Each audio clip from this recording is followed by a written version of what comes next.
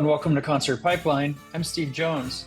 Today on the program, we have a retrospective of Steve Harwell from Smash Mouth. This is going to be a Smash Mouth themed episode, and I'm going to feature my interview with Steve Harwell and the band of Smash Mouth at the time from 2014. I interviewed them when they were at BottleRock in 2014.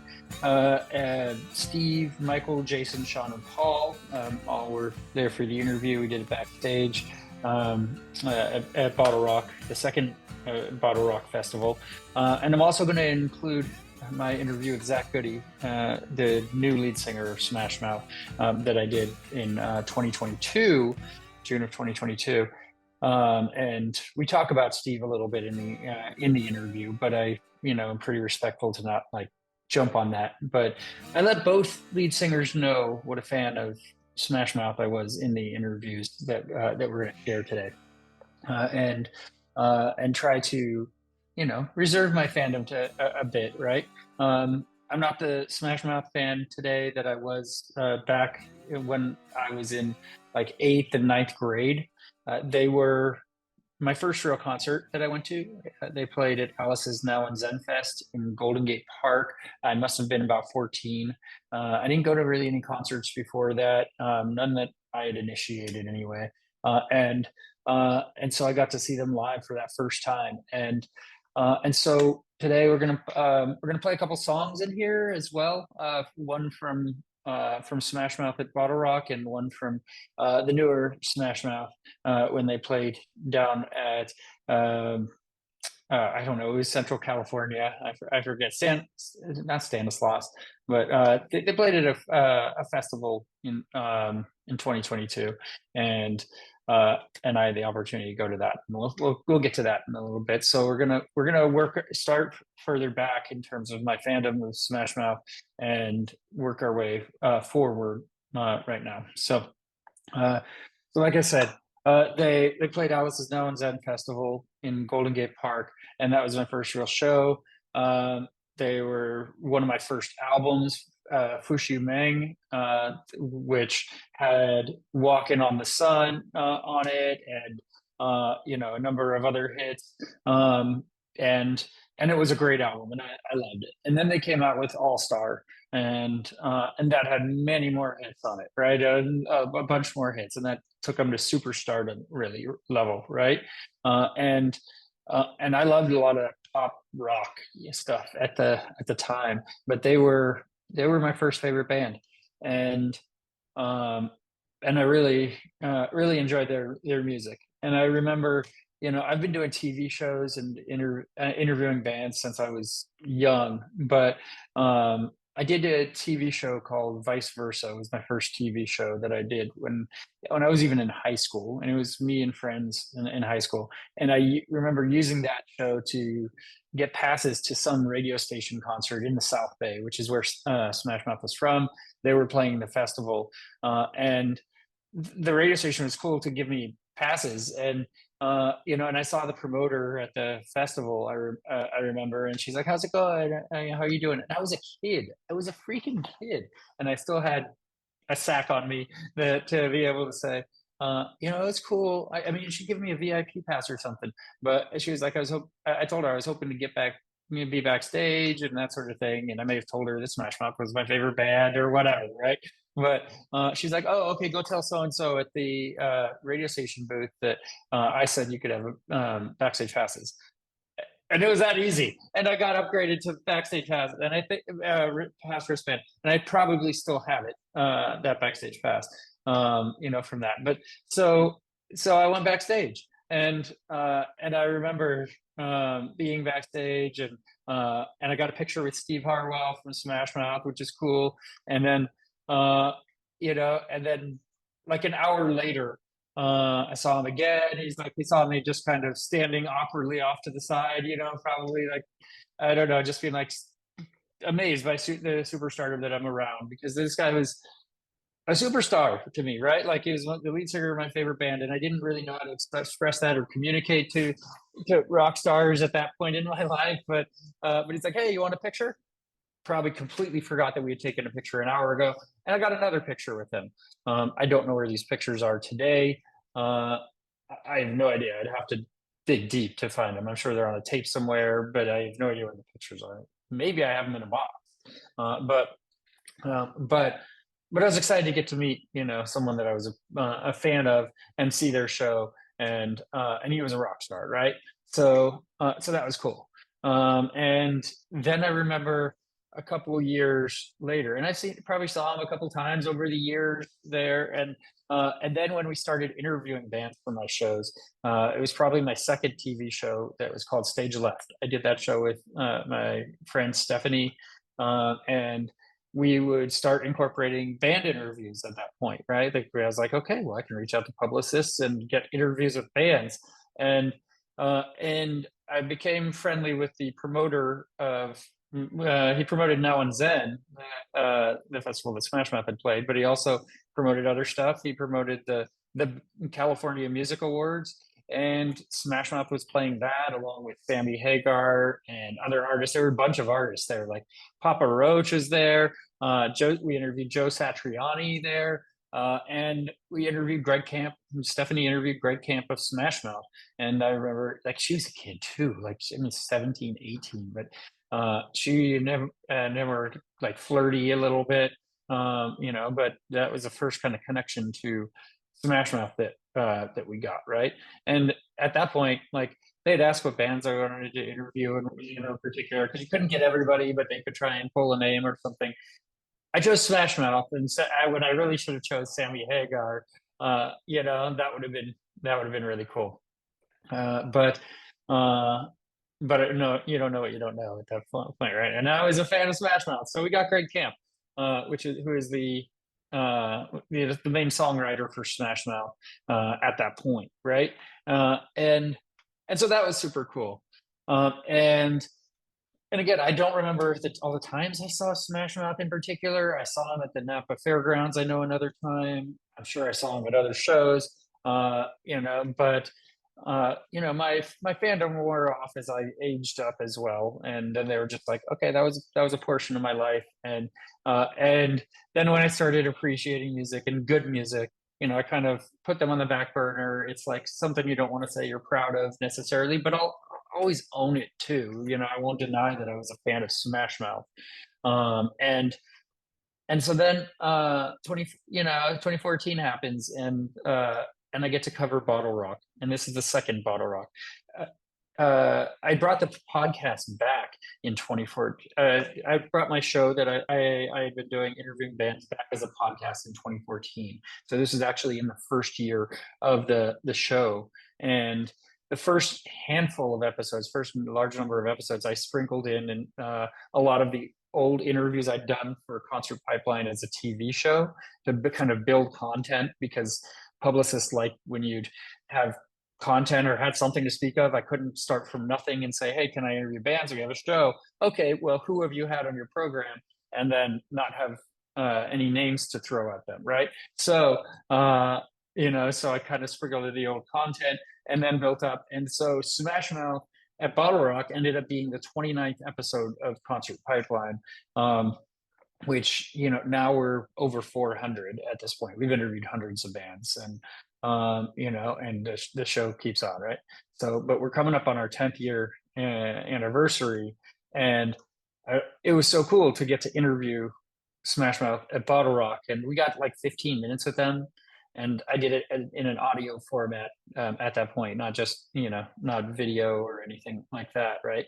But we got to hang out backstage and talk, and it was just chill. And I kept the nerding out on them to a minimum, and I listened back on the interview right before recording this. I didn't know that I was even going to have an episode this week until I found out that today Steve Harwell died. Again, on a personal note, that hits me, because he was such a part of my youth in terms of the music that I liked and was a fan of, and put on a great show that I love, with songs that I loved, and he lived life pretty heavily, and I think he jokes in the interview about using coke and stuff, and trying to and being away from that and not being able to sustain that lifestyle anymore. Um, but um, but yeah, I got to spend a moment with them and tell them, "Hey, your music meant a lot to me when I was younger, so thank you for that." And that was pretty cool. So, um, so I want to go into the interview now with Steve Harwell and the rest of the guys from Smash Mouth, and share that. So this is from the 2014 Bottle Rock, and here it is.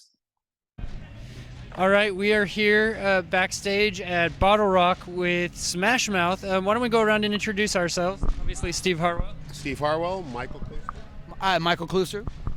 Hey, I'm Jason Sutter. Sean Hurwitz. Hey, Paul Delisle. All right, and so you're in Napa, and we're playing at the fairgrounds. You guys have played here before, right? I think we have, but not for Bottle Rock. But No. it's just an amazing venue. It's massive. I saw the Cure yesterday. I was like, oh, it was huge. Yeah, we saw that too. It was put on a good It performance. wasn't loud enough, though. I wanted it louder. I know, we kind of felt the same thing. I know. It was like really, well, because Napa. Everybody's like, dude, turn it down. My wine is spoiling, and my cheese is going bad. Well, Is this the second Bottle Rock? Yeah, this is the second one, yeah. It was great last year. I mean, I didn't go, but it's almost like Coachella of the North. and you don't have to deal with 110-degree heat, right? Well, the cool thing is the temperature's been, the weather's been great, but to be able to have bands like Outkast back together, LL Cool J, Eric Church, such a variety, and you've got De La Soul, I think's played. I mean, it's just a great variety. And that shitty band Third Eye Blind, I mean, whatever, we're cool with that. Have you guys toured with Third Eye Blind? Yep, and it wasn't that great. But we do have Kevin Cadigan, who is one of my good friends, and we're doing a little side thing tonight during our show. A little side project we're doing called Radio Angel. We're going to play a couple songs, and the guys are gracious enough, and we're family, and they're gracious enough to allow us to do that. And I appreciate that big time, because could be a touchy situation, but everybody's been really cool, and we have a great summer tour coming up with us, Uncle Cracker. We also have Blues Travelers, right? And Sugar Ray, and it's going to be a really fun tour. Playing some venues which we've never played. Which, first of all, to play, where are we playing? Red Rocks. Oh. I mean, that's like. I've always wanted to go there. I'm like, oh, we're playing there finally. So it's really cool, and the band's on fire. The guys are the best, and I mean, I wouldn't put anything else. I mean, these guys are the best in the business, and makes it easy. Yeah. So how long have you guys been with the band Smash Mouth? I know, Paul, you've been with the band. Original founding member. Steve and I are two originals. Hippie's been with us for, since 97. Approaching 18 years. Jason was with us in 2005. Yeah, 6. So about 8-9 years on off, yeah. And Sean is I actually joined in 75. Before the band even started. That's amazing. No, about 3.5 years. Yeah, he went to Iraq with us, and then he came back, and then He's in the Army now. No. It's a new song we wrote. You'll hear it later. Yeah, he's Great lineup, it's like, I mean, you got one of the best drummers in the business, one of the best guitar players, singers, bass player, singer, keyboard player, singer. Everything just feels like it's fun to go on stage and play. And we're at a point now in our career, it's like, cocaine's a crazy drug, and it's fun. But I'm 47. It doesn't work every day. But these guys, every day, it's like you get the best of the best. And I know it didn't make sense what I just said, but to me it did. It's good. It's good. But it's just like, to play with these guys, it makes rock and roll so much fun, because you've got the best musicians next to you. It's like, are you shitting me? This is easy, and so it's an honor for me personally to be surrounded with the best talent out there. And I listen to this shit out here, and I'm like, Jesus, come on, write a song. Right. So I'm gonna I'm gonna geek out a little bit, right? And Go ahead and geek out. and I'll let you guys know. You guys were Smash Mouth was pretty much my first concert, like years ago. Like my first favorite band. So I mean, I'm a big fan. Sorry Big fan. about that. How old are you? Or rather, how old am I? No, I'm kidding. I think it was part of the right generation, right? Like so back in the 90s or so. Yeah. It was 97. I mean, but like talking about Michael being in the band, and then when Greg left the band, and it's so hard to find a replacement for a guy like him. But when we found Sean, it was like, wow. And then when we had to get when Jason came in the band, it was like when Jason, it was so great because he walked in with his fucking aviators on. We had rehearsals in LA, and we were at SIR, and he walks, he's like, yeah, dude, whatever, dude, just play whatever you want, man, it's fucking rock and roll. And I'm like, you're the shit. And Paul pulls me aside, I'll never forget this, he goes, dude, that's the fucking guy right there. I went, can I talk to you guys outside for a minute? I was like, and Jason goes, I just ran around the block, I think, and screamed. Or I don't know what it was, but it just, when you play with someone, instantly is like, motherfucker. You're just like it's like, it makes rock easy, and and to replace a guy like Greg Camp, hands down, he's one of the best songwriters in the business, one of the best guitar players, but Sean has superseded his shoes, and he's just a student of the game, and it's just to have a guy you can look at and go and not even think about it. And when you have a band like that, for me personally, it's like fucking spreading butter on bread. It's like so easy peasy. So when Greg left the band, was that to pursue his own musical endeavor? No, that was a personal issue, which we won't talk about, but we're repatching things, and I love them, and I'll always say this, and I will say this to anyone, in front of anyone, I want to finish my career with him next to me, but right now, I wouldn't trade this for the world right now, because it's so good. And so you guys obviously do a lot of covers, right? And so what's your kind of favorite song to play live that you cover? It's a song called I Love Pussy, but we don't play it a lot. Not good for the fairground audience? Well, it's more of a personal song to me. I played it in my room a lot. In my head. No, I'm just kidding. As cover songs, there isn't a song we don't play that I don't love. I mean, I think we all love playing everything every night. And people ask us, "Oh, you get bored of this?" I'm like, "No. How can you get bored of these songs?" I'm like, they're timeless and they're great. And it's like, I think as a band, the Smash Mouth, and I'll toot my own horn and toot their horns, I think we're the best band to remake covers out there, period. So. And obviously you get enlisted to do a lot of big things, like, I have a 4-year-old daughter named Fern, and she's a big fan of the movie Shrek, so she, enjoys your songs, obviously, from Shrek, and she... And that's an honor, you know why? Because back in the day, we were called sellouts, it was like, oh, you're licensing music, you're a sellout. Trust me, the greatest quote I ever heard, I was watching Larry King one day, and I saw Steven Tyler on there, and he goes, what's a sellout? He goes, I sell out every night. Yeah. And he goes, why wouldn't I sell my music to a movie? Yeah. He goes, I'm not stupid. I mean, if you're going to write me a check that big. Yeah. It's part of being something that'll last forever, right? And that just makes it bigger and makes it longer, and that gives you longevity, and you become timeless in a way. And, for us, fortunately, we were able to give that opportunity. I mean, for them. You piqued my interest. You're like, what is this, right? Yeah. So, I'm sure you have so many, your music's so many places, but my daughter gave me this for my birthday, which was a couple days ago, so. That's awesome, right? Well, Greg made all the money on that one, so. You can go ahead and tear that up, because I didn't get shit from that. 4-year-old daughter? Yeah, she's 4 years old. So do I. Yeah, well, very cool. 4-year-old daughters they rule. They are. She's just so exploratory, right? And her name's Fern. Oh, cool. What's your daughter's name? Dorothy. Oh, very cool. What's she starting to do? What are her interests? Everything. She's the greatest thing ever in the world. She does everything great.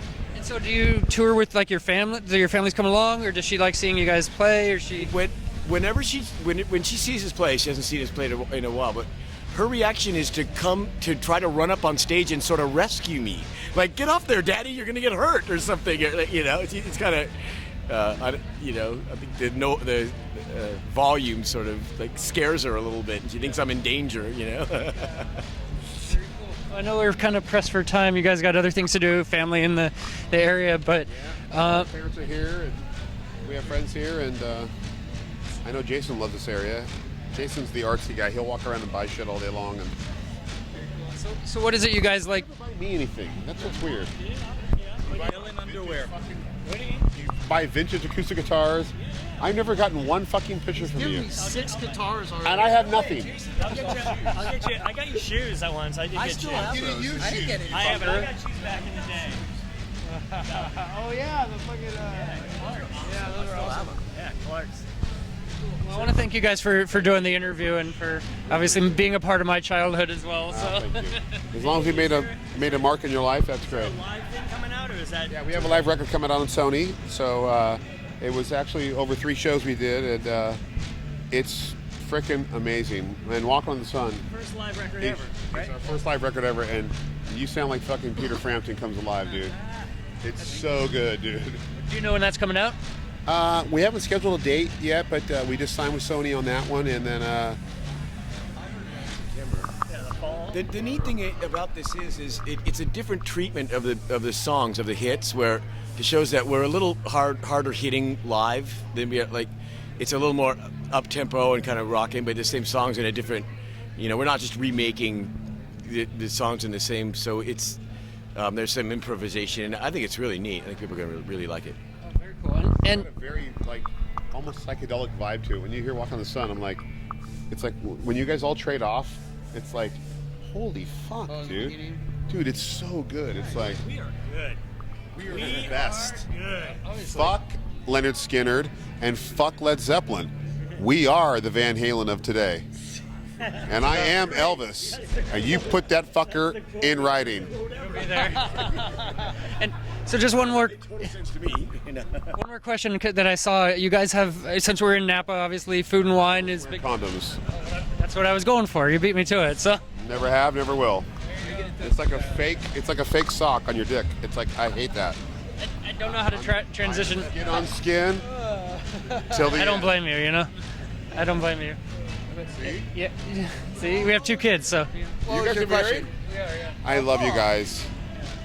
Put a condom on them, okay? I don't want 3. We're done. Done at 2. That Volvo only fits so many people in that fucker, okay? So what was your question? You have one more It question? was about the cookbook. You guys have a Take cookbook. your beard. Paul, do you want to talk about the cookbook? Yes. Tell them about that. It's called Recipes on the Road, and it's like recipes from different places that You look like Dual Survivor. I love your look right now, it's like recipes from different places that we've visited on the road. And then Paul basically wrote a Great writer, kind of a simple bio. So each city kind of has a story tied in to the place, I almost got raped by a black guy in San Francisco. Philadelphia. We're going to the park to meet my friends. Oh no, that. This is it. And he goes, come here. We're going to the park to meet my friends. And ironically, the bus just happened to pull around the corner. And Paul broke away and just spun a 360 and just ran towards the bus. I would do nothing else. That chapter's called Recipe of I Love. was waiting for Dog the Bounty Hunter. In the rest of I was like, where's Dog the Bounty Hunter right now? His friends. So you went to this brilliant. Anyway, the cookbook is amazing. You should check it out. It's Yeah, it's It's really fun. cool. It really is fun. Great, You know what? Great pictures too. It's more of a like coffee table read. It's a diary. Yeah, it is. It's it's photos from when we started in our 20s up to recent, and every city we've ever, Paul's the only guy that remembers every day, every show, every time we play. I'm brain dead basically, and I'm like, he's like, he knows every story, every moment, every date, and I'm like, fuck, dude, how do you know all these things? I'm like, He's a catalog, huh? he's a fucking, he should be on like Celebrity Jeopardy of rock and roll. There's a disclaimer that if anybody gets sick from any of the recipes, we have nothing to do with that. Nothing to do with it because I hated every recipe in the book. Part of being on the road, though. So. It's part of it. think- Hey, I'd rather have a fucking goddamn BLT. Period. But go get the recipe book. So. You gotta get it. The recipes from the road. Well, thank you guys for doing the interview with Concert Pipeline tonight. I appreciate it. Cool. Thank you, sweetheart. Can you guys do a promo real quick? And take a picture and sign the banner? Sure. What is this for again? It's a podcast called Concert Pipeline. We interview bands on tour. Okay, cool. So, yeah, if you just want to pass the mic and say your names and Smash Mouth and you're listening to Concert Pipeline. What's it called? Concert Pipeline. Hey, I'm BottleRock from Smash Mouth. You're listening to Concert Pipeline. Hey, I'm Sean Hurwitz from Smash Mouth, and you're listening to Concert Pipeline. Hey, I'm Jason Sutter with Smash Mouth, and you're listening to Concert Pipeline. Check it out. Hi, I'm Mike Lucifer from Smash Mouth, and I'm finally on my favorite podcast, Concert Pipeline. I can't top that. Hello, I'm Steve, and you fucking listening to Concert Pipeline, bitch. That was my interview with Steve Harwell and Smash Mouth from 2014 BottleRock here on Concert Pipeline, and they, you know, and also I recorded from very afar. I think one song from their set because I barely got to see any of their set that day. We had an interview with Matt and Kim, kind of right at the same time that Smash Mouth was playing, halfway across the fairgrounds. And so I was like, okay, I told Meg, who's my kid's mom, I told her, okay, you go wait by the door in case Matt and Kim get there. You know, I don't want to miss that because we only had 10 minutes with Matt and Kim. They were a big act, really put on a fucking great show there that day. And so, but you got to juggle, right? Yeah, I want to see some performance. I got to do the interviews. You got to fit it all in. And so I was like, okay, I'm going to record 1 or 2 songs of Smash Mouth set, you know, from back, and then I'm going to run back over and meet at the media tent and we'll do the interview with Smash Mouth. Or we're doing the interview with Matt and Kim while Smash Mouth is playing. So the audio on this the song that I'm going to play from Smash Mouth set is not the best. It's a song that they opened with from their set, and you can hear kind of people talking in the background a little bit, but I wanted to include it because it's from Steve Harwell's legacy, and I'm sure somewhere, you know, on a hard drive I have video and better footage of Smash Mouth performing, you know, songs, but I have no idea where that is, and I can't really dig it up. So we're gonna play "Then the Morning Comes" from Smash Mouth at BottleRock.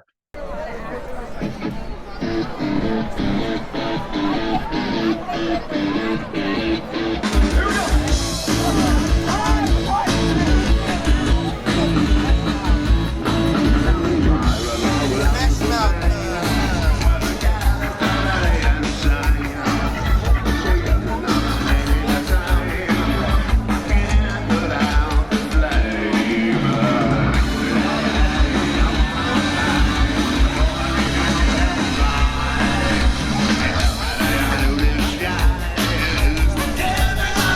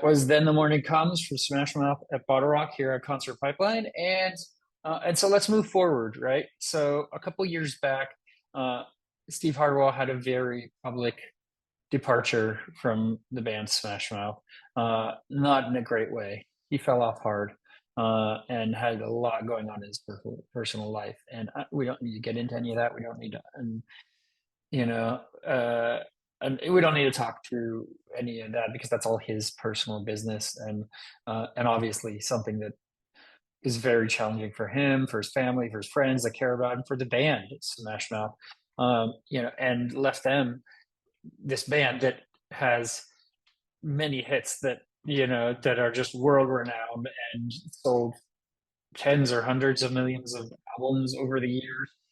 Left them in a very hard spot because they want to keep playing. They want to do the Smash Mouth thing, but their lead singer's not well, right? And not okay. And I don't know what all that entailed, really, but they needed to find a new lead singer.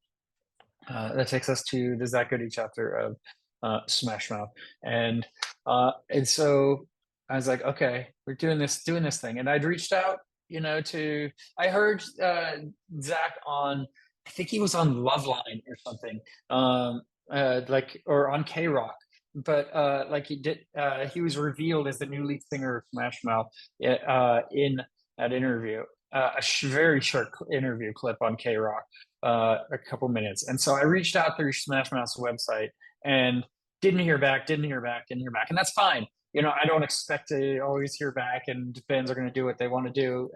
But then I get an email from Zach Goode, I don't know, a month or more later. And he's like, "Hey, sorry, I didn't reply sooner.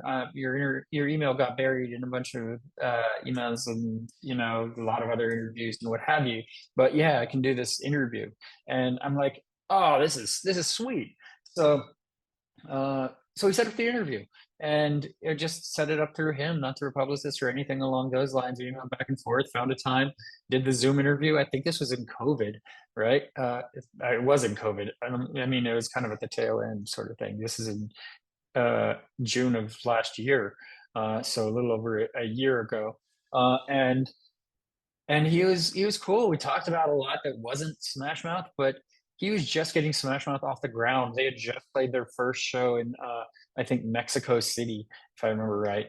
And he was getting used to the band. And so we talked about it in kind of where he fits into this Smash Mouth world.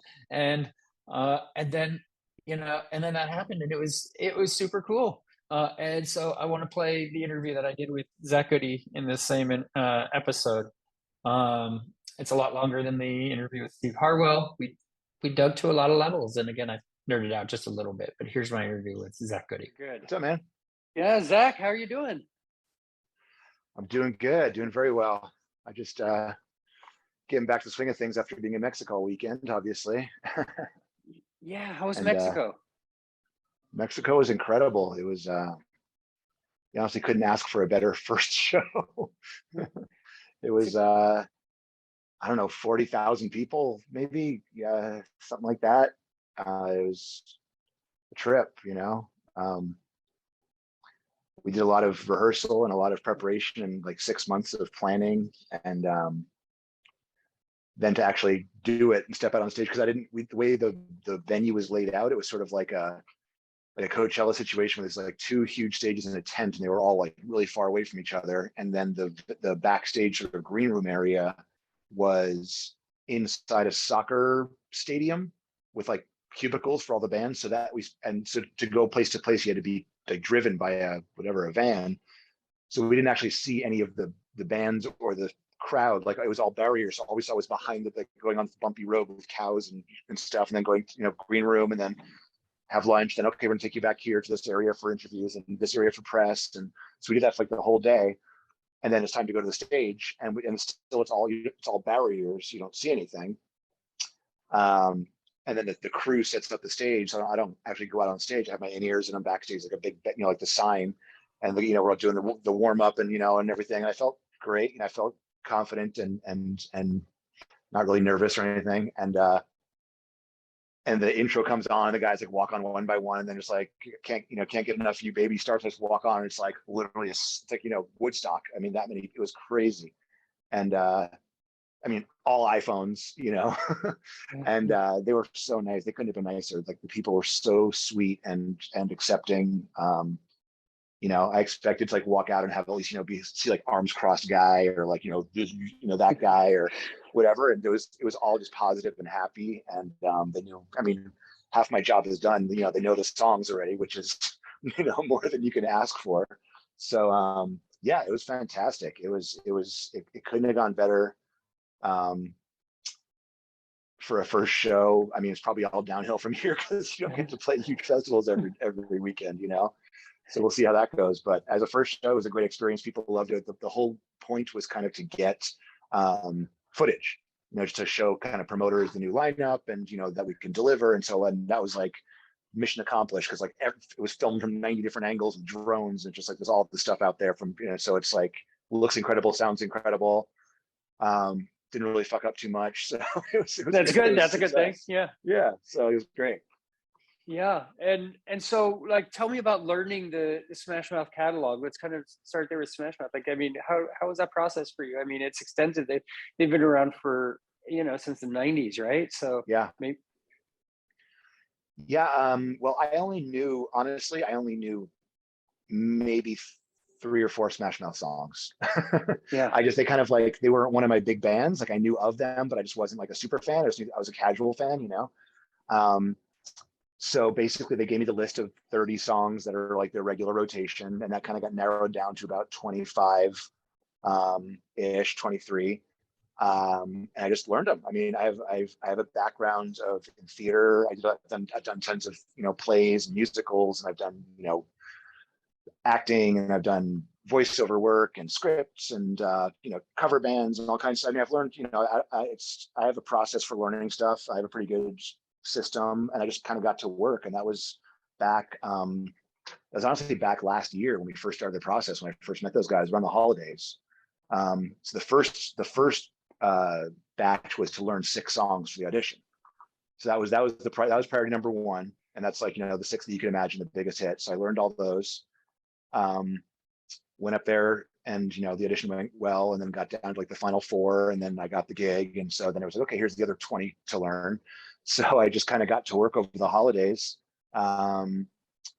We went to San Jose for like 3 days of rehearsals back, I don't know, a few months ago, and then they came down to LA for a couple of days. We did a few more days of rehearsals. Then they came down before the Mexico show. We rented out a big place in LA and did Tuesday, Wednesday, Thursday, like all day rehearsals, like 3-hour rehearsals. And that went great. Like, cause that's the number one thing, a couple of the things that I was worried about were, number one, singing a 90-minute set, cause it's a lot of vocal work. It's not like when you're in like a rock band, you play 40 minutes at a bar and then you're done. That's kind of my. But I've done some tribute stuff where I'd sing for 2 hours, and it's never been a problem, but you always think about it. For me, I'm always like, I want to protect my voice. So, and the other thing is that my natural sort of singing voice tends to be a higher, like I have sort of a rangier, I compare it to like, I don't know, Peter Gabriel type of vibe. Like I have more of like that kind of higher end voice, more of a tenor, I guess. And Steve's more of a baritone. He's very chest, throat voice, So I was worried that like, I wouldn't be able to do it for a long time, or it would strain my voice, or it wouldn't sound right. So, but it was fine. It was honestly, it was like, it's just kind of like a natural fit. I kind of put my own, I don't sound exactly like it. I put my own little twist on it, but it sounds enough where it's, it sounds good. People like it. And it doesn't, I found like a sweet spot where it feels comfortable and it doesn't hurt me. So, and so did you find that in time for the audition, or after the process? Like, yeah, I found it more since I've gotten more comfortable singing the songs. But I did find it in time for the auditions. The auditions went really well.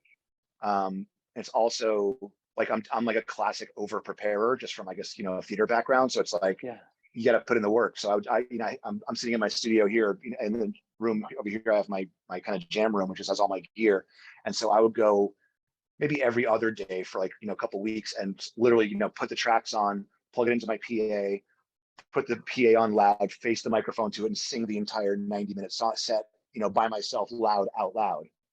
as opposed to singing along in the shower in your car, like to practice actually projecting. And, so that, I think that came in, that paid off, because when I actually got up there to play with them at practice, when we had a full loud practice, it felt so much easier than playing to the tracks, because it's just more rounded and all the corners are filled in. And it just kind of clicked. It was like really a kind of natural fit. So yeah, it just worked out that way. I just put the work in. I just sat there and studied the words. I mean, I have an iTunes playlist of all the songs, and it has like a play count. Some of them are like 87 plays, 93 plays over and over and over and over again. The only one that has like 5 plays is Why Can't We Be Friends? And I'm like, why did I not do that one so much? And then I realized, because the album version fades out for so long, I always just skip the next track. So unless you finish the track, it doesn't count as a played. So I actually just listened to that one 100 times, but it only says like 5. That's funny. That's funny. And whose idea was it for you to audition? Like, how did the audition come about? Did you get? It was honestly a total fluke. I was just I saw the ad on somewhere. I saw like an ad, like I saw, Smash Mouth. I heard about it in the news that he had left. It wasn't something I considered. And then I saw an ad saying, like, Smash Mouth looking for a new lead singer. We want to do this one time and find a permanent member. Preferably, this, and this. And so I just sent an email. I just had an address in there, and I just sent him an email. I'm like, hey, my name is Zach Goode. I'm in LA. I'm a singer. I have lots of experience. I've played with the X, Y, and Z over the last 30 years. If you want a guy who's got like a dad bod and some 90s tattoos, like, I'm your dude. Here's my YouTube page. Kind of as like just to do it, just like, why not? Go, and didn't think I'd get a reply. And management like emailed me back in like an hour. And they're like, great, send us an audition to Walking on the Sun. So I was like, all right. So I just, in this room, like just like this, I just like downloaded the karaoke track, sang it live just to my iPhone, sent it in, and they're like, sounds great. Do you send one for All Star? So I did that. They dug it, and like we had a conversation on the phone and talked about stuff and told me the situation. And then like, cool, we want to have you come up and meet Paul and jam with him and just see if you guys click, because he's like the founding member, and we're all in San Jose. And so yes, I went up to meet Paul. That was around, I don't know, sometime maybe around Thanksgiving time, somewhere around there. And we hung out for like just a day and jammed. We basically they had like they have a full sound management. They have a whole complex. So it's like a recording studio, a management office, a whole thing, stages, I guess. It's like, when you walk into a record label, it has all the different rooms and, front desk and everything. And so they have basically the engineering, like mixing station, and then they have a live room. So they basically, Deegan, the engineer, had live tracks to their show with the vocals mixed out. And so we just cranked that up on the PA. I had a mic and he had a bass, and we just played along to like whatever 6 songs I felt comfortable with. And we just kind of clicked. It's like, it went great. I don't know if have you met Paul or talked to him before? I don't think I've met Paul. I met Steve a number of times. I met Greg back in the day, interviewed him. But so Paul is like a very positive person. He's like basically like, he's like, this is gonna be great. Like, it's awesome. Like, let's rock. Like, he's just like total, just like joyful energy, like a little kid. So it's just like, it was that kind of like vibe, where it's like, I would do a song and be like, that sounds great. You sound so good. This is gonna be awesome, And so I'm like, okay, this actually sounds good. So, and then we talked about music, and we're both, he's a little older than me, but we're the same generation. So we're like, we talked about our influences and, Pixies and Fishbone and punk rock and Devo and like all the stuff that, we're both, because my sort of backgrounds in San Diego music for 20 years, kind of paralleled their kind of rise. Is around the same time, same kind of genre of music. It's just my band never made it. So talk to me about you get together with the guys from Smash Mouth. Yeah, the first song that you guys release is this cover of Never Gonna Give You Up, right? So tell me how that came about. They gave that to me early on when I was still like, when I just sort of like started playing with them, and he was like, hey, put your vocals on top of it, see what it sounds like. Excuse me, I think they had planned on doing it for a soundtrack. Like, they already had it recorded. It was all completely done. So I tracked my vocals, and it came out, I think it came out great. And I didn't understand. I thought it was a really clever idea because it was just like never going to give you up. Like, Smash Mouth is back and we're not going away. That's how I saw it. I did. So when we put it out, it still hasn't come out yet. It's coming out next Friday, a week from tomorrow on Universal Music. So it'll be everywhere, Spotify, yada yada. But it's only on YouTube, on the one YouTube thing. But and well, what happened was on March 1st, we like a week before March 1st, when we kind of finalized I'm going to be in the band, but it was still a secret. They call me up and like, hey, we're going to debut the new song. You're going to live on K-Rock with Kevin Kenny. And I'm like, holy shit. Okay, I've been waiting 30 years to be on K-Rock, right? So me and Paul go on K-Rock with Kevin, who's ended up being like super cool dude. Like, I don't know if you know, he hosts TRL in New York every weekend and also K-Rock every night during the weeks. He flies back and forth. Dude's like, wow, that's crazy. The hardest working man in show business. And we've become friends, since then. And we message, and he's just very like he made us feel super comfortable, super music fan, like knowledgeable. He's like 20 something, but he knows about, all kinds of stuff, and like not a poser at all. Oh, he's a radio DJ, like a guy knows and shit. So super cool, very welcoming. K-Rock, and then you could look at they have the footage is online of the interview, but we announced it live on the air and then played Never Gonna Give You Up for the first time and then put it on YouTube. And that was it. And I was immediately expecting the comments to be like, you suck, you're not Steve, da da da. And if you look at the comments, it's been like 2 or 3 months. It's like just thousands of comments, and like literally, I was like, you guys have to be deleting the negative comments because it's all positive, So there's definitely a couple mixed in, like you're not Steve, but besides that, it's 99.9% positive. Like, this sounds great, the song is great. And so the thing that I didn't realize, though, the genius of the idea for the cover was that the whole meme factor, which I didn't really realize, the whole Rick Astley and Shrek thing. So people are so excited about it, like, oh my God, this is this is the crossover of memes and, the greatest moment in internet history and all this stuff, which I was like, oh yeah, that's right. So it ended up being a very good move, and hopefully when it comes out next week, people will check it out and it'll do something. I don't know, maybe soundtracks or, maybe hopefully radio. Yeah, that was cool. I think it sounded good. It was a good sort of like crossover between the sort of the old and new sounds. And then we have another new one, an original song that we just finished recording that we're mixing right now. And we want to have that out by summertime. So we've done 2. Can you say the name of it, or are you not? I don't know if I'm allowed to. Okay. I won't ask you 5 more times then and get out. It's a summer. I'll put it this way: it's a summertime theme. It has to do with summer. Okay. So it'll be like a classic summertime theme. Yeah. And so, I mean, you mentioned Steve. Like, did he ever reach out during any of this process at all, or just? No, I mean, I have nothing, but I've never met him, so I have nothing to say about him personally. No, but I mean, I respect what he's done. I have a brand new respect for the vocals and the songwriting after listening to the songs over and over again, because I really didn't know. I knew the hits, and I'm like, okay, pop bands, but I mean, they have so many good songs. Greg, wrote a lot of the songs, and just, they're just, I mean, there's a lot of third verses.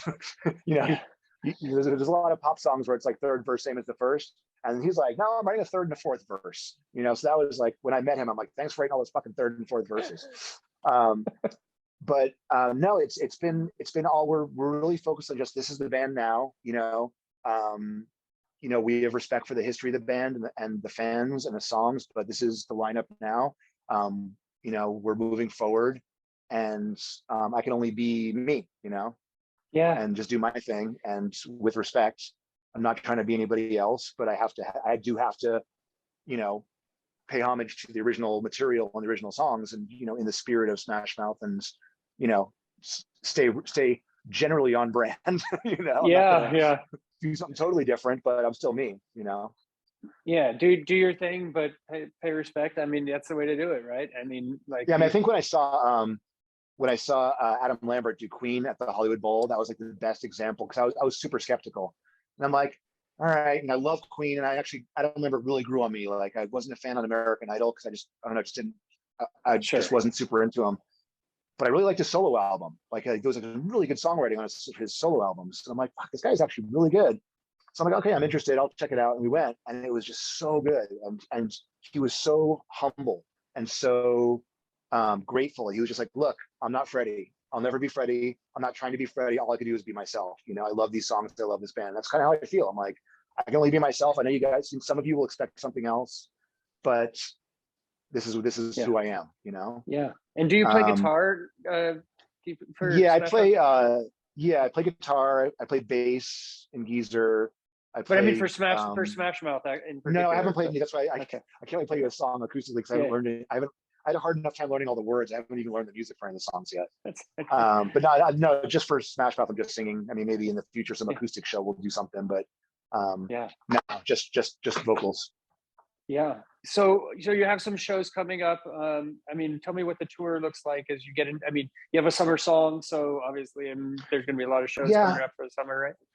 There are a lot of shows booked, but it's sort of like a, you know, they're all flyaway dates basically. So we're not like playing. It's not really a tour. It's sort of like, you know, we'll be in Oklahoma next Saturday, and then the weekend after that we'll be in Illinois, and so it's basically like, you know, fly out on a Friday, play the show Saturday, come home on a Sunday. So you can still do your thing during the week. Some of the other guys play in other bands or do session work. I do voiceover work for commercials as well.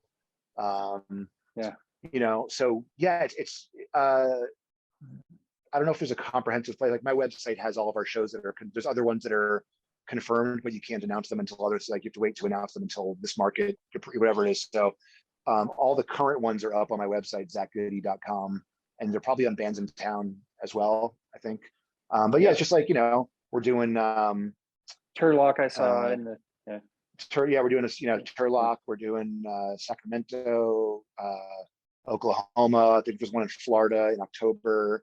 But it's manageable. It's like sort of like, you know, Saturday here, Saturday there, day, you know, weekend off, Friday, Saturday here. Then, you know, but it's like basically a different state every Saturday. Yeah. And so as you start to this relationship with the band, like what does writing look like in terms of an album? Are you going to be, you know, taking the wheel, so to speak, in terms of a large part of the writing? I'm not sure exactly how it's going to shake out yet. Like our main priority, I mean, I think our main priority is to, you know, just sort of play shows and get the band out there. Obviously we all are creative type people and songwriters and producers, actually, like everyone in the band produces as well. So like with these first two songs, like the new one that we're doing is a song that Paul had written already. It was like a done song that we just all added our kind of parts to it, and it's just sort of like a democratic hey, here, you know, add your keyboard parts like, you know, any other band, I guess. And I had ideas for vocals. I changed the words a little bit and I added a harmony here and there. So it is we're all contributing, but we haven't sat down yet and like tried to write a new song from scratch. So I'm not sure if that's going to be a priority. I mean, people don't tend to really buy albums anymore. So I personally don't think it's a priority for me, but I'll go with the flow. I have tons of material. Yeah. Because I mean, like I listened to like for example, Stone Temple Pilots just put a new album out like, you know, last year. Yeah. Did you know that? No, I didn't know that. No, actually, I did. You know? I can't say I did, to be honest. But right, they have a new singer and they play everywhere, and they have a new album. I listened to it, and it's good. But did anybody buy it? Did anybody? You know, it's hard to say. I don't know what the demand is for new music. I think it's smarter to put out a new song here and a new song there, and then when you feel like you have enough songs for an album, maybe put that album out. Because it's obviously a different landscape than it was 10 or 20 years ago. Bands aren't going platinum anymore, but there's lots of opportunities for placements and, you know, sync and movies and gaming and, you know, streaming. And so there is definitely still a reason to create new music, but I don't think it's like a priority to bang out an entire new album anytime soon. Sure. And I think that a lot of people are interested in kind of what that next chapter is. I mean, that's my interest, right? I mean, I was a Smash Mouth fan from when I was a kid. They were my first concert, and nice. And you know, and so it's funny. I told Steve that when I heard him a couple of years back, and he said, "I'm sorry," you know, and it was funny. But there was a lot of people in Guadalajara. It was their first concert. You know, like we did the meet and greets, and there was families that came. It was great. There was like dads and moms and kids. And it's like, oh my god, this is my first show. And you know, it was really nice. Great fans in Mexico. Wow, what a crowd. I'm afraid I'm going to be let down next time we play a show because I'm not going to be as cool. That's the thing. So, I mean, you have the ability. You're taking over this seat that, you know, this band reaches a whole generations, right? I mean, because there's the kids with the Shrek and everything, but then there's the my generation that's been with Smash Mouth, since I was a teenager as well, and I have Yeah. kids too. So, Yeah. I mean, so I'm really interested to see kind of where you go with it, and So am I. make it your own, and make it Yeah, your own. I mean, one of the things that was pointed out to me is like, I keep saying they because it's like it's weird to say we at Smash Mouth yet, so it's like new, but like they are sort of the new classic rock for the next generation. It's like these bands that sold 10 million albums in the 90s and were like some of the biggest bands of all time, but like this other generations are dying out and retiring, and it's like these bands can only tour for so long. I mean, they're touring into their 70s. The band, the Hollywood Bowl level bands, the classic rock legacy bands, and Right. the Hall of Fame bands. They're going to run out of those bands, and then the next round of Hall of Fame people. My prediction is it'll be the Korns, Deftones, Sublimes of the world will be the next round, because they've already gotten all the Seattle, I mean, not Smashing Pumpkins, but besides that, Pearl Jam, all those types of bands, Nirvana. Hip hop is like coming up, and then the next round will be, the Smash Mouths of the world after that, and that'll be the next round of classic rock, playing the Hollywood Bowls of the world, potentially. Yeah. So as we went out, Zach, I'm curious, what was your first concert, and what was your favorite concert either you performed or been to? Because I know that's completely different, but Yeah. Well, my first show ever was Iron Maiden Peace of Mind tour. Oh my God. In '83 with Coney Hatch and Fastway opening up. And if you got old metalheads that are listening, know Fastway. They had the Checkerboard album cover, and their singer is now the singer for Flogging Molly. So wait, who? The red-haired guy from Dave Flogging Molly. King. Dave King Huh? is Dave King from Flogging Molly. Yeah, Dave from Flogging Molly. Yeah. He used to be a skinny dude with long red hair, metal dude, and I they had the guitar think I player knew that. from Motorhead. Yeah. And they had one hit. Remember Yeah. the say what you will and you will. It was a killer song, like '82 or whatever it was. So they opened up Iron Maiden Peace of Mind tour, and then actually the next week I went to go see Elvis Costello on the Punch the Clock tour. So that's been like the story of my life. The two battling factions. I saw Elvis a couple months ago. Again, I've seen him a bunch of times over the years. As far as memorable, I've been to so many memorable. I've been to so many shows. I mean, the first Lollapalooza was incredible. Seeing Living Color, Jane's Addiction, Nine Inch Nails, Rollins Band, Ice-T with Body Count, with a Shotgun, Butthole Surfers. I mean, it was incredible. I mean, some bands I always tell people like I'll go see no matter what. Guar. Yes. and Flaming Lips. Like, to me, those two bands put on the best like live experience shows. I just love. Bands that I go and see, like newer bands, like I still see tons of concerts, but like some of the newer bands that I go see every time they come through LA. I'm a big Dawes fan, the band Dawes. I've seen them probably like 7 or 8 times the last couple of years, and Nada Surf is another. I'm a big like power pop fan, and I just love Nada Surf, and they come around every year. We go see them. Who else? Butch Walker puts on a great show. I'm friendly with him. We ride motorcycles together, and he plays a lot. We go to all his shows, and he's an amazing performer. And then in terms of playing, I mean, obviously last weekend was the most memorable show of my life. I mean, I've never played in front of 40,000 people before. I mean, I did play the San Diego Sports Arena 7 times in the 90s. Every New Year's we would play there. So I mean, I played lots of big shows there, and it was with big bands. I mean, with Deftones and with these type of bands. And that was back when shows were like crazy, and people, pits and jumping off, and the stage, and having guns and knives pulled on you and all kinds of crazy shit.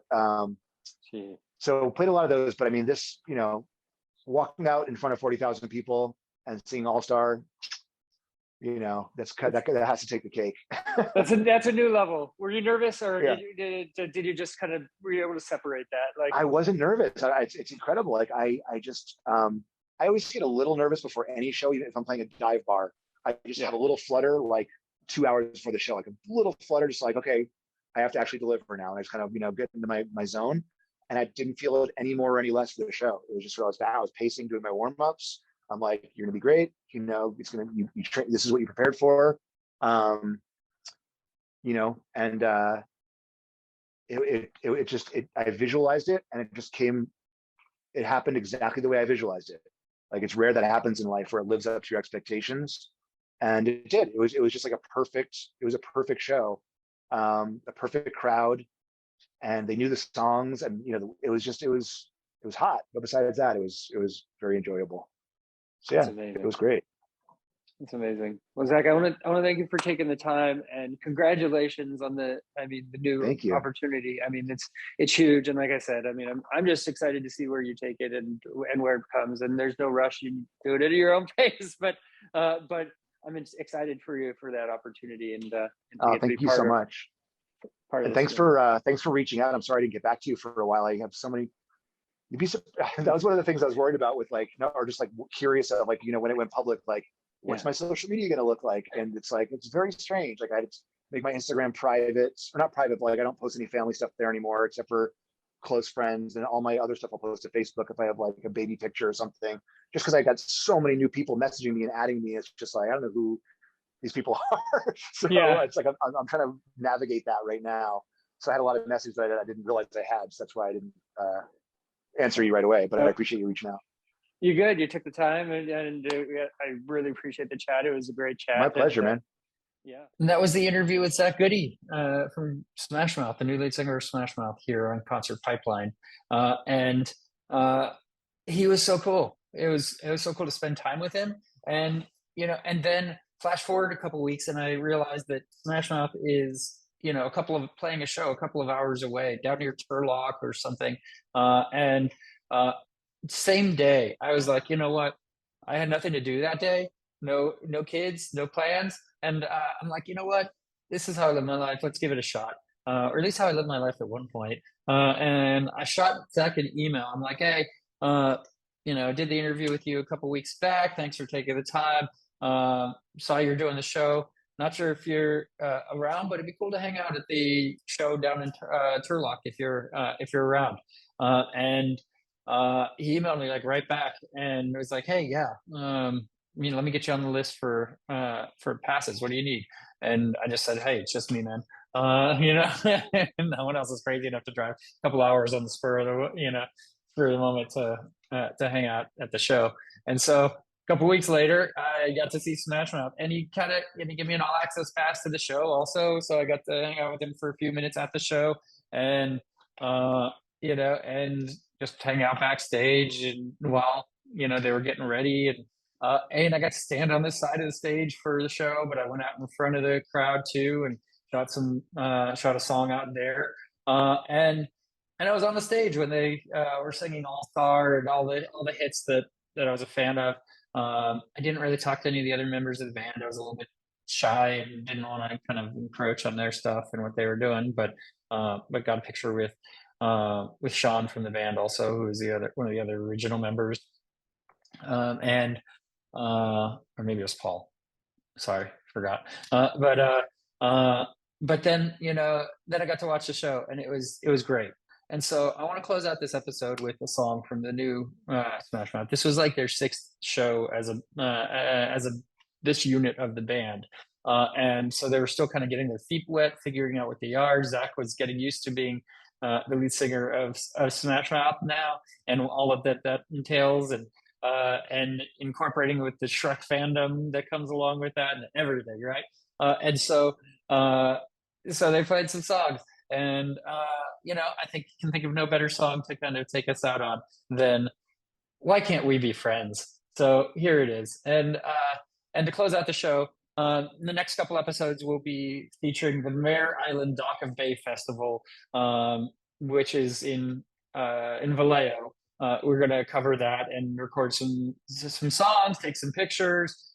Morris Day and the Time, Tom Funk Sean, Average White Band, Cold Blood with Lydia Pence. They're playing the first day, Saturday, September 9th, and Sunday, September 10th, the California Honey Drops, who have been on Concert Pipeline a couple of times.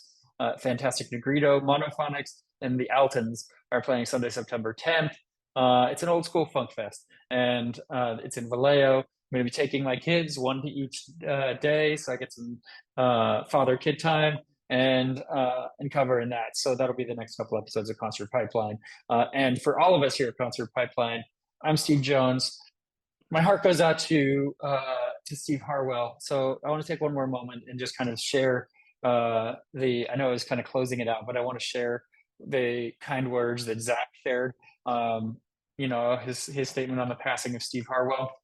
Today, my heart goes out to Steve's family and friends. Although we never met personally, I have an enormous amount of respect for what he accomplished and the legacy that he left behind. Steve was a legend. Smash Mouth songs have been the soundtrack to so many people's lives, and I'm honored to care for them in my own little way, even if only for a while. I love singing these songs every night and carrying on the spirit of rock and roll in front of the best fans in the world. I'll continue to try in my own way to honor Steve and the band have created. These songs deserve to live on and be heard. Thank you for all your continued support, and may Steve find the rest he deserves. I thank you for listening. Humbly yours, Zach Goode. And then Smash Mouth posted on their Instagram. Steve Harwell was a true American original, a larger than life character who shot up into the sky like a Roman candle. Steve should be remembered for his unwavering focus and impassioned determination to reach the heights of pop stardom. And the fact that he achieved this near impossible goal with very limited musical experience makes his accomplishments all the more remarkable. His only tools were his irrepressible charm and charisma, his fearlessly reckless abandon, and his king-size cojones. Steve lived a 100% full throttle life, burning brightly across the universe before burning out. Good night, Hevo Vive. Rest in peace, knowing you aimed for the stars and magically hit your target. That's from the band Smash Mouth. So I send my good thoughts to his family and friends as well. And for all of us here at Concert Pipeline, I'm Steve Jones. We'll catch you next time. This is Why Can't We Be Friends by Smash Mouth. I'll buy you a corn dog.